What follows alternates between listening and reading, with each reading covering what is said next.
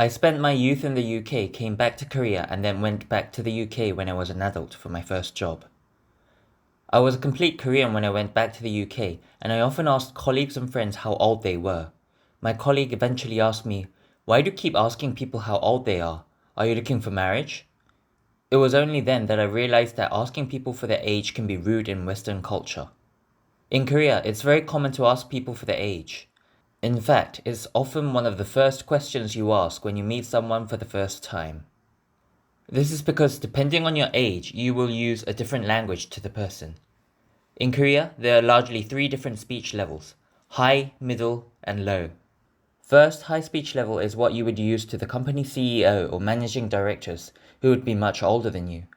It is also known as honorific or formal speech level and 존댓말 in Korean. The way to say hello in high speech level would be 안녕하십니까? Second, middle level speech is what you would use to a colleague that is 1 or 2 years older than you, or your senior that is the same age as you. It is also known as polite speech level, and in Korean both high and middle speech levels are classified as 존댓말. The way to say hello in middle speech level would be 안녕하세요.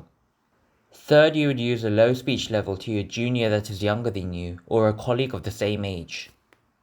You have to be careful when you use this language, because if you use it to a senior that is younger than you, or a junior that is older than you, it would be considered rude. Low speech level is also known as informal speech level and 반말 in Korean. The way to say hi in low speech level would be 안녕. It's better to be safe than sorry, so I would recommend you use the middle speech level when you're not quite sure. And I say middle speech level because high speech level is seldom used. As I shared, high speech level is used to the company CEO, or in the past it was used to the king.